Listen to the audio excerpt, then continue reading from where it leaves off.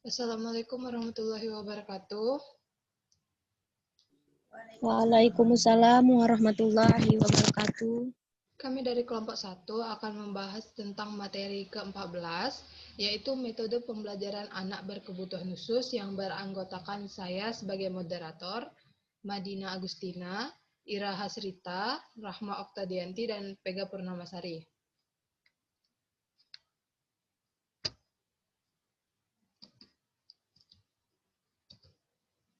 Yang akan dibahas pertama ialah pengertian anak berkebutuhan khusus.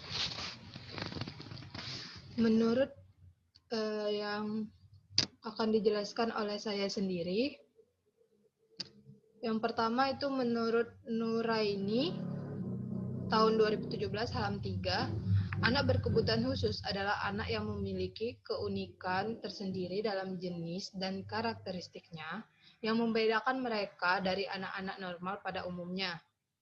Selanjutnya, menurut Heward, dikutip Designing Room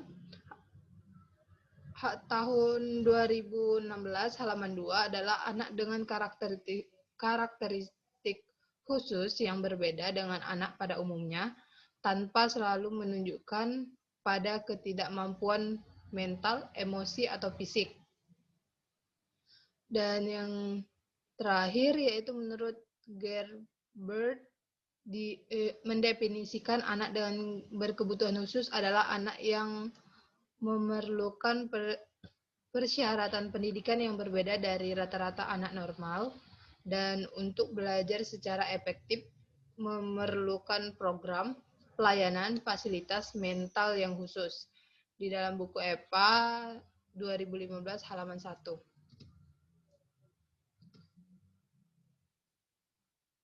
Selanjutnya ada pengertian kesimpulan dari ketiga definisi tersebut ialah anak berkebutuhan khusus adalah anak yang memiliki keunikan dan karakteristik khusus yang berbeda dengan anak pada umumnya, tanpa selalu menunjukkan pada ketidakmampuan mental, emosi, atau fisik, serta memerlukan persyaratan pendidikan yang berbeda dari rata-rata anak normal.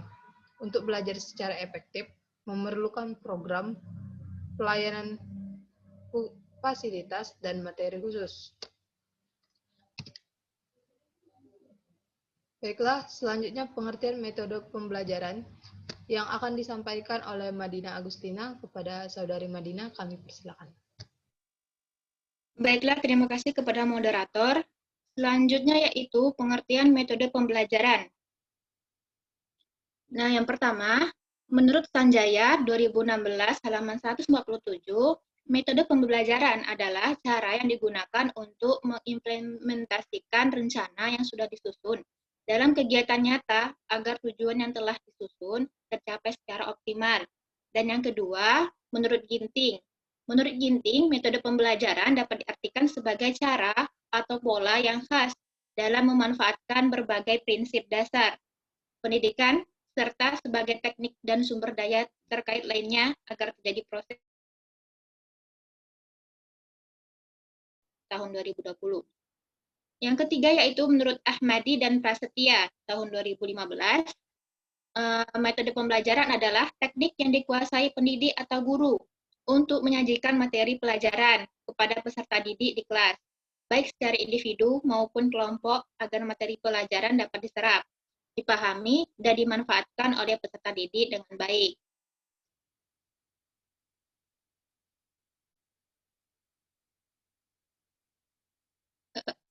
Kemudian, dapat disimpulkan bahwa metode pembelajaran adalah cara atau teknik yang dikuasai oleh pendidik atau guru untuk mengimplementasikan rencana yang telah disusun dalam menyajikan materi pelajaran kepada peserta didik di kelas, baik secara individu maupun kelompok, agar materi pelajaran dapat diserap, dipahami, dan dimanfaatkan oleh peserta didik dengan baik. Baiklah, selanjutnya metode belajar anak berkebutuhan khusus yang akan dijelaskan oleh Saudari Ira Hasrita. Kepada Ira, kami persilakan. Baiklah, terima kasih kepada moderator. Di sini saya akan menjelaskan mengenai metode belajar anak berkebutuhan khusus. Metode pembelajaran anak berkebutuhan khusus yang belajar di sekolah umum akan berbeda strategi pada sekolah biasa dan sekolah luar biasa. Berikut ini metode atau strategi pembelajaran untuk anak berkebutuhan khusus yang dikutip oleh Hidayani tahun 2017. Yang pertama, metode pembelajaran bagi anak tunagrahita. Anak tunagrahita secara nyata mengalami hambatan dan keterbelakangan perkembangan mental intelektual jauh di bawah rata-rata sehingga mengalami kesulitan dalam tugas-tugas akademik, komunikasi maupun sosial sehingga memerlukan layanan pendidikan kebutuhan khusus. Adapun strategi pembelajaran yang diberikan kepada anak tunagrahita yaitu yang pertama direct introduction, merupakan metode pengajaran yang menggunakan pendekatan selangkah-selangkah yang terstruktur dengan cermat dalam memberikan instruksi atau perintah. Kemudian yang kedua, cooperative learning.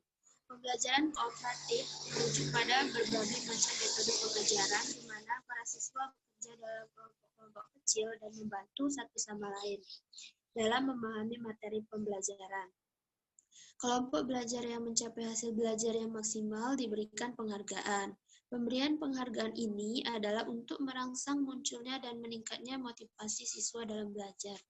Dan kemudian strategi yang terakhir yaitu tutorial. Tutorial merupakan metode pembelajaran di mana seorang siswa dipasangkan dengan temannya yang mengalami kesulitan atau hambatan. Oleh karena itu, lebih ditekankan pada siswa yang mempunyai kemampuan di bawah kemampuannya. Sedangkan tujuan pembelajaran tutorial yaitu meningkatkan pengetahuan para siswa, meningkatkan kemampuan dan keterampilan siswa tentang cara memecahkan masalah agar mampu membimbing diri sendiri. Kemudian metode yang kedua yaitu metode pembelajaran bagi anak slow learner. Metode pembelajaran bagi anak berkesulitan belajar. Yang pertama, anak berkesulitan belajar membaca yaitu dengan program delivery dan remedial teaching. Yang kedua, anak berkesulitan belajar menulis yaitu melalui remedial sesuai dengan tingkat kesalahan. Dan yang ketiga, anak berkesulitan belajar berhitung yaitu melalui program remedi yang sistematis sesuai dengan urutan dan tingkat konkret, semi konkret, dan tingkat abstrak. Metode yang ketiga yaitu metode pembelajaran bagi anak hyperaktif. Metode pembelajaran yang diterapkan antara lain yang pertama memberikan jeda waktu pada setiap tahapan materi. Yang kedua, menentukan peer tutor untuk mengingatkan perilaku yang sesuai. Yang ketiga, tempatkan anak di ruangan lain saat tes atau ujian untuk mengurangi rangsangan luar yang tidak paham. Yang keempat, tempel instruksi tertulis di meja anak. Yang kelima, kurangi aktivitas mendengar dan mencatat pada proses belajar mengajar di kelas. Dan yang terakhir, panggil nama anak sebelum masuk materi. Kemudian metode pembelajaran yang keempat yaitu metode pembelajaran bagi anak Down syndrome. Ada beberapa metode yang dilakukan untuk anak yang mengalami Down syndrome. Salah satunya yaitu dengan menggunakan metode ABA atau Applied Behavior Analysis. Terapi ABA adalah metode tata laksana perilaku yang berkembang sejak puluhan tahun. Yang memulai eksperimen dengan cara mengaplikasikan teori B.F. Skinner, operant conditioning. Di dalam teori ini disebutkan suatu pola perilaku akan menjadi mantap jika perilaku itu diperoleh oleh si pelaku atau penguat positif, karena mengakibatkan hilangnya hal-hal yang tidak diinginkan atau penguat negatif. Dari beberapa pendapat tersebut, maka disimpulkan bahwa metode Lovaas atau Applied Behavior Analysis atau ABA merupakan metode yang mengajarkan kedisiplinan, di mana pada kurikulumnya telah dimodifikasi dari aktivitas sehari-hari dan dilaksanakan secara konsisten untuk meningkatkan perilaku yang signifikan. Kepatuhan dan kontak mata merupakan kunci utama dalam penerapan metode ABA atau Applied Behavior Analysis. Tanpa penguasaan kedua kemampuan tersebut, anak autisme akan sulit diajarkan aktivitas-aktivitas perilaku yang lain. Itulah penjelasan saya mengenai metode belajar anak berkebutuhan khusus. Saya kembalikan ke moderator. Oke, selanjutnya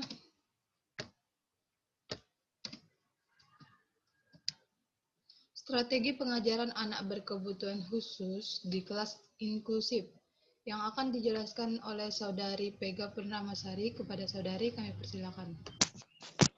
Baiklah, terima kasih moderator. Selanjutnya strategi pengajaran anak berkebutuhan khusus di kelas inklusif. Di mana strategi pengajaran anak berkebutuhan khusus di kelas inklusif ini bertujuan untuk membantu peserta didik agar bisa belajar dengan baik di kelas umum. Nah, dalam mengajar anak berkebutuhan khusus perlu adanya pemahaman, di mana memahami peserta didik dengan kebutuhan-kebutuhan khusus memerlukan suatu analisis. Peserta didik berbeda dalam sifat dan kebutuhannya, sehingga memberi pengajaran peserta didik seperti ini merupakan suatu proses pengkategorian silang. Strategi pengajaran yang terbukti efektif pada satu jenis tantangan pembelajaran akan potensial dalam memberikan pengajaran pada peserta didik dengan kebutuhan atau hambatan khusus lainnya. Nah, menurut Smith, strategi pengajaran untuk anak berkebutuhan khusus di kelas inklusif sebagai berikut. 1. Strategi pengajaran untuk anak dengan masalah perhatian atau konsentrasi. Nah, yang pertama, mengubah cara mengajar dan jumlah materi baru yang akan diajarkan. Nah, siswa yang mengalami masalah perhatian dapat ketinggalan jika materi yang diberikan terlalu cepat atau jika beban menumpuk dengan materi yang kompleks. Hal ini berguna untuk memperlambat laju presentasi materi, menjaga agar peserta didik tetap terlibat dengan memberi pernyataan pada saat materi diberikan untuk menjamin agar tiap langkah atau bagian dapat dipahami. Yang kedua, mengadakan pertemuan dengan peserta didik di mana hal ini dilakukan untuk memberikan perhatian yang lebih kepada peserta didik. Perhatian yang diberikan dilakukan dengan tanpa hukuman dan tanpa ancaman. Yang ketiga, membimbing siswa lebih dekat ke proses pengajaran dengan sikap dan tindakan yang lembut. Yang keempat, memberikan dorongan secara langsung dan berulang-ulang. Yang kelima, utamakan ketekunan perhatian daripada kecepatan menyelesaikan tugas. Dan yang keenam, ajarkan self-monitoring of attention, yaitu peserta didik dapat dilatih untuk memonitor perhatian mereka sendiri dengan timer atau alarm jam. Nah, 2, strategi pengajaran untuk anak dengan masalah daya ingat atau memori. Nah, yang pertama, mengajar dengan menggunakan penanda berupa garis bawah atau highlighting untuk memancing ingatan siswa. Yang kedua, memperbolehkan menggunakan alat bantu memori, bisa berupa kalkulator untuk mengingat perkalian atau daftar ejaan untuk membantu mengingat. Yang ketiga, biarkan peserta didik yang mengalami masalah sulit mengingat untuk mengambil tahapan yang lebih kecil dalam pengajaran. Yang keempat, ajarkan peserta didik yang bermasalah dengan daya ingat untuk berlatih mengulang dan mengingat. 3. Strategi pengajaran untuk anak dengan masalah kognisi. Yang pertama, berikan materi yang dipelajari dalam konteks high meaning. Penegasan, pengertian, hal ini dapat dilakukan dengan memberikan contoh, analogi, atau kontras. Nah, siswa berkesulitan belajar mungkin tidak memiliki dasar pengetahuan seluas teman lainnya. Informasi baru yang bisa dimengerti oleh kebanyakan siswa mungkin tidak dapat diserap bagi siswa yang kesulitan belajar. Oleh karena itu, penting untuk menentukan apakah siswa memahami materi bacaan mereka atau arti suatu pertanyaan mengenai materi baru. Yang ketiga, menunda ujian akhir dan penilaian sampai peserta didik mampu menguasai sepenuhnya materi yang dipelajari. Yang ketiga, tempatkan peserta didik dalam konteks pembelajaran yang tidak pernah gagal. Kemudian 4, strategi pengajaran untuk anak dengan masalah sosial dan emosi. Yang pertama ialah buatlah sistem penghargaan kelas yang dapat diterima dan dapat diakses agar peserta didik merasa ikut serta dalam kegiatan pembelajaran dan dapat berprestasi.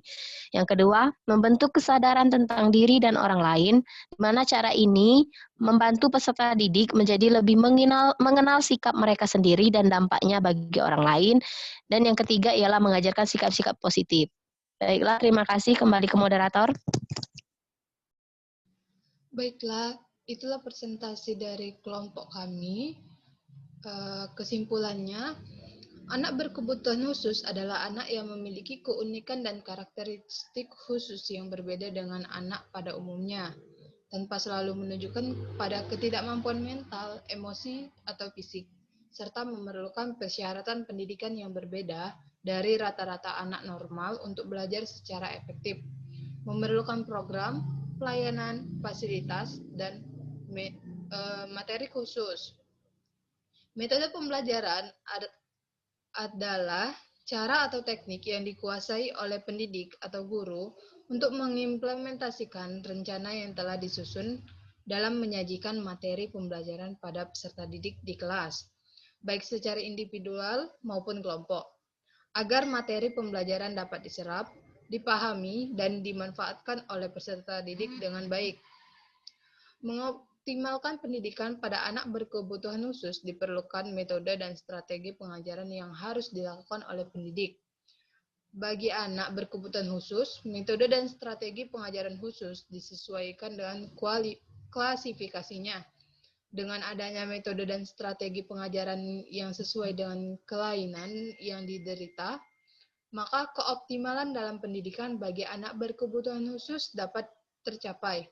Selain itu, pendidik akan mudah dalam menyampaikan materi pembelajaran jika metode pengajarannya sudah dispesifikasi sesuai kategorinya. Mungkin itulah presentasi dari kelompok kami. Kami akhiri. Wassalamualaikum warahmatullahi wabarakatuh. Untuk teman-teman yang ingin bertanya nanti akan dibuka pada forum diskusi. Terima kasih.